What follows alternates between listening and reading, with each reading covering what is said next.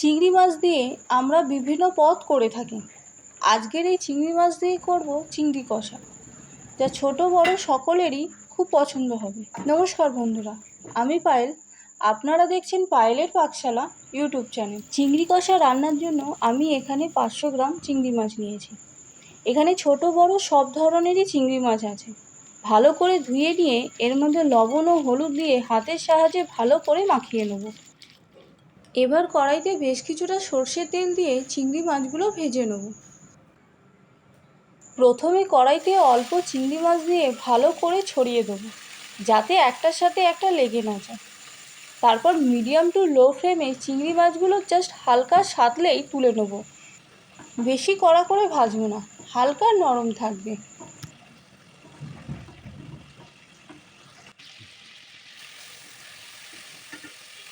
ঠিক একইভাবে বাকি মাছগুলো এইভাবে ভেজে নেব।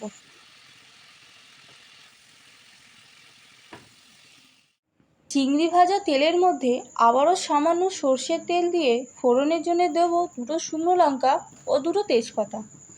একটু নাড়াচাড়া করেই দিয়ে দেবো 4টি মাঝারি সাইজের পেঁয়াজ বাটা। এখানে কুচনো পেঁয়াজ বা বাটা পেঁয়াজ দুটোই ব্যবহার করা যায়, যদিও বা আমি এখানে বাটা পেঁয়াজ ব্যবহার করেছি।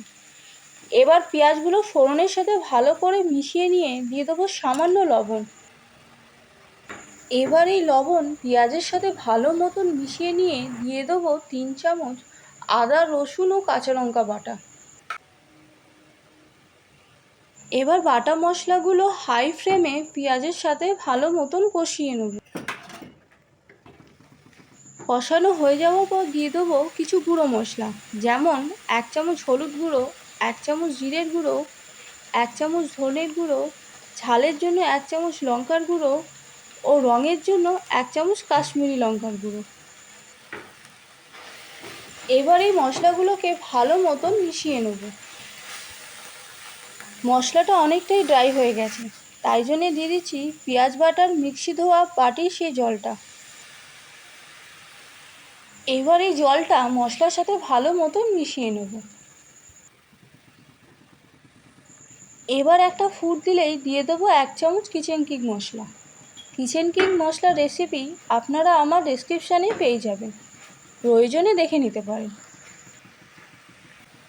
এবার দিয়ে দেবো টমেটো পিউরি।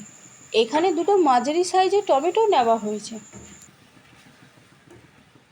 টমেটোকেও মশলার সাথে খুব ভালো মতন কষিয়ে নেব। কষিয়ে নেওয়ার পর যখন টমেটো থেকে জল ছেড়ে দেবে, তখন দিয়ে দেবো পরিমাণ মতো লবণ।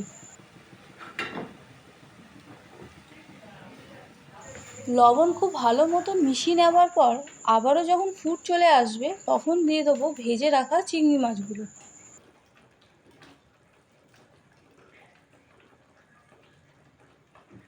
এবার এই চিংড়ি মাছগুলো মশলার সাথে খুব ভালো মতন মাখিয়ে নেব। তারপর দিয়ে দেবো চিনি 1 চামচ ও 1/2 চামচ গরম মশলার গুঁড়ো। ভালো মতো নাড়াচাড়া করে নিলেই রেডি হয়ে যাবে আমার আজকের রেসিপি চিংড়ি মাছ কষা।